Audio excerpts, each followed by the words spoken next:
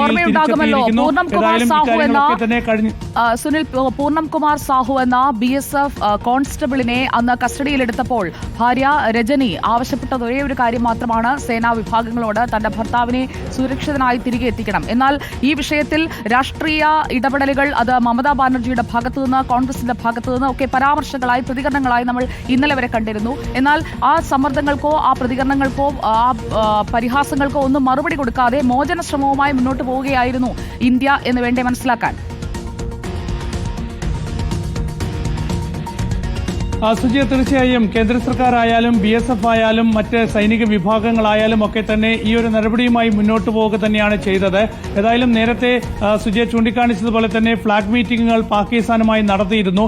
ഏതായാലും ആദ്യഘട്ടത്തിലൊക്കെ തന്നെ ഇക്കാര്യത്തിൽ ഒരു കടുംപിടുത്ത നിലപാട് പാകിസ്ഥാന്റെ ഭാഗത്ത് ഉണ്ടായിരുന്നു. കാരണം ഈ ഒരു യുദ്ധസമാനമായ സാഹചര്യത്തിൽ ഇന്ത്യയുടെ ഒരു പട്ടാളക്കാരൻ കസ്റ്റഡിയിലിരിക്കുന്നത് ഒരു സുരക്ഷിതമായ സാഹചര്യമെന്ന് പാകിസ്ഥാൻ കരുതിയിരിക്കും. ഏതായാലും ഇന്ത്യ വളരെ ശക്തമായ നിലപാട് തന്നെയാണ് സ്വീകരിച്ചത്. ഏതായാലും ഈ വിഷയത്തിൽ വലിയ ചോദ്യങ്ങളൊക്കെ തന്നെ ഉയർന്നുവെങ്കിൽ പോലും കേന്ദ്ര സർക്കാർ ഇക്കാര്യത്തിൽ ശക്തമായ നിലപാടുമായി മുന്നോട്ട് പോയി പാകിസ്ഥാന് മേൽ സമ്മർദ്ദം ശക്തമാക്കി. അത് അംഗീകരിച്ചുകൊണ്ട് പാകിസ്ഥാൻ ഏതായാലും BSF ജവാനെ മോചിപ്പിക്കേണ്ടി വന്നു. മോചിപ്പിക്കാൻ പാകിസ്ഥാൻ തയ്യാറായി. ഏതായാലും ഈ അട്ടാരി അതിർത്തി വഴി ഇദ്ദേഹത്തെ ഇപ്പോൾ ഇന്ത്യയിലേക്ക് കടത്തിവിട്ടിരിക്കുന്നു. ഇന്ത്യയിൽ അദ്ദേഹം സുരക്ഷിതനായി തിരിച്ചെത്തിയിരിക്കുന്നു. തീർച്ചയായും കേന്ദ്ര സർക്കാർ വലിയ സമ്മർദ്ദം ചെലുത്തിയിട്ടുണ്ട്.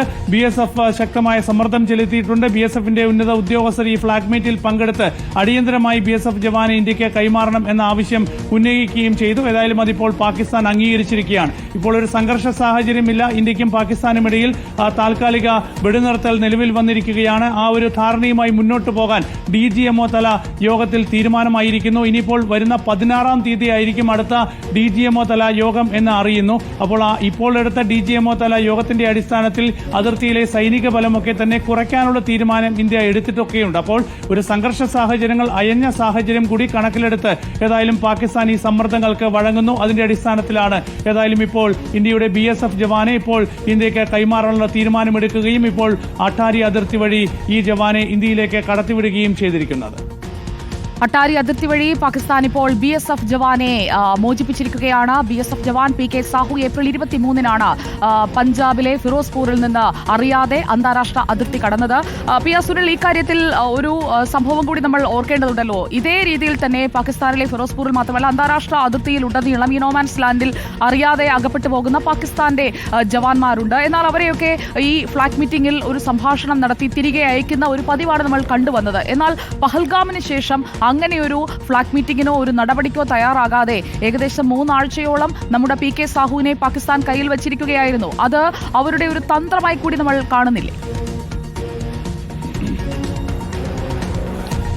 സുജിയ, തീർച്ചയായും ഈ അന്താരാഷ്ട്ര അതിർത്തിയിൽ അബദ്ധത്തിൽ അതിർത്തി കടക്കുന്ന ജവാന്മാരെ അതത് രാജ്യങ്ങൾക്ക് കൈമാറണം എന്നതാണ് അന്താരാഷ്ട്ര ധാരണ. ഈ നോമാൻസ് ലാൻഡിലൊക്കെ തന്നെ ഈ ജവാന്മാർക്ക് ഇറങ്ങാനും അവിടെ സുരക്ഷാ ക്രമീകരണങ്ങൾ ഉറപ്പുവരുത്താനും ഒക്കെ തന്നെ അനുവാദമുണ്ട്. പലപ്പോഴും അന്താരാഷ്ട്ര അതിർത്തിയിൽ നോമാൻസ് ലാൻഡിന്റെ ഭാഗമായി വരുന്ന അന്താരാഷ്ട്ര അതിർത്തി കടന്ന് അപ്പുറത്ത് കാവൽ നിൽക്കാനുള്ള അവകാശം ഇന്ത്യൻ പട്ടാളക്കാർക്കുണ്ട്. അതുപോലെ തന്നെ പാകിസ്ഥാൻ പട്ടാളക്കാർക്കുമുണ്ട്. പരസ്പരം ഇവരെ അറസ്റ്റ് ചെയ്യുന്ന ഒരു സമീപനത്തിലേക്ക് ഇരു രാജ്യങ്ങളും പോകാറില്ല. ഇപ്പോൾ ഇന്ത്യയും ബംഗ്ലാദേശും തമ്മിലുള്ള അതിർത്തിയായാലും സമാനമായ രീതിയിൽ തന്നെയാണ്. നമ്മുടെ അതിർത്തിക്ക് അപ്പുറത്തെ പട്ടാളക്കാർ നിൽക്കും. ആ പട്ടാളക്കാർ നിൽക്കുന്ന ഒരു നോമാൻസ് ലാൻഡിൽ പ്രത്യേകിച്ച് ഈ പഞ്ചാബൊക്കെ തന്നെ വലിയ കൃഷി സ്ഥലമാണ്, വലിയ കാർഷിക മേഖലയാണ്. അപ്പോൾ ഇന്ത്യ പാകിസ്ഥാൻ വിഭജനം വന്ന സമയത്ത് അന്താരാഷ്ട്ര അതിർത്തി തിരിച്ചപ്പോൾ ഒരുപാട് ഭൂമി ഈ ഭാഗത്തുള്ള, അതായത് ഇന്ത്യയുടെ ഭാഗത്തുള്ള കർഷകരുടെ ഒരുപാട് ഭൂമി അതിർത്തിക്ക് അപ്പുറത്തായി പോയി. അതുപോലെ തന്നെയാണ് പാകിസ്ഥാന്റെ ഭാഗത്ത് വന്നിട്ടുള്ള കർഷകരുടെ ഭൂമി ഈ ഒരു അതിർത്തിക്കിപ്പുറമായ ഒരു സാഹചര്യമുണ്ട്. അപ്പോൾ ആ ഒരു പ്രദേശത്ത് കൃഷി ചെയ്യാനുള്ള അവകാശമുണ്ട്. അവിടെ കൃഷി ചെയ്യാൻ പോകുന്ന കർഷകർക്ക് ആ ഒരു പ്രദേശത്തേക്ക് കടക്കാനുള്ള ഗേറ്റ് തുറന്നു കൊടുക്കുമ്പോൾ ആ കർഷകർക്കൊപ്പം അവരുടെ സുരക്ഷയ്ക്ക് വേണ്ടിയാണ് ഈ ഒരു സൈനികർ ആ പ്രദേശത്തേക്ക് പോകുന്നത്. അപ്പോൾ ഇവർ കൃഷി ചെയ്ത് തീർന്ന് തിരിച്ച് രാജ്യത്തേക്ക് തിരിച്ചു വരുന്നത് വരെ അവരുടെ സുരക്ഷ ഒരുക്കാനുള്ള ഉത്തരവാദിത്തമാണ് ഇവർക്കുള്ളത്. അതിന്റെ ഭാഗമായി പോകുന്ന ഈ സൈനികരെ കസ്റ്റഡിയിലെടുത്താൽ ഉടൻ തന്നെ തിരിച്ചു നൽകണം. സാധാരണ കസ്റ്റഡിയിൽ എടുക്കാറില്ല. പക്ഷേ ഈ പെഹൽഗാം ഭീകരാക്രമണത്തിന് പിന്നാലെയുണ്ടായ സാഹചര്യങ്ങളെ തുടർന്നാണ് പാകിസ്ഥാൻ ഒരു പ്രകോപനം തുടരുകയും പിന്നീട് ഈ BSF ജവാനെ കസ്റ്റഡിയിലെടുക്കുന്ന നീക്കത്തിലേക്ക് പോവുകയും ചെയ്തത്. ഏതായാലും സാധാരണ ഇങ്ങനെ ആരെങ്കിലും അതിർത്തി കടന്നാൽ, ഇത് അതിർത്തി കടന്നതല്ല, അതിർത്തി കടന്നാൽ തീർച്ചയായും അവരെ കസ്റ്റഡിയിലെടുത്തിട്ടുണ്ടെങ്കിൽ അന്താരാഷ്ട്ര മര്യാദകൾ അനുസരിച്ച്, അതിർത്തി ധാരണകൾ അനുസരിച്ച് അവരെ ഉടൻ തന്നെ കൈമാറണം എന്നതാണ്, ഒരു പോറലുമില്ലാതെ കൈമാറണം എന്നതാണ്. പക്ഷേ പാകിസ്ഥാൻ ഇക്കാര്യത്തിൽ കാലതാമസമുണ്ടാക്കി, ഇക്കാര്യത്തിൽ ഒരു സമ്മർദ്ദത്തിന് ഒരു വലിയ സമ്മർദ്ദമുണ്ടാകാൻ കാത്തുനിന്നു. ഇന്ത്യക്ക് മേൽ ഒരു സമ്മർദ്ദമുണ്ടാക്കാൻ അതിലൂടെ ശ്രമിക്കുകയും ചെയ്തു.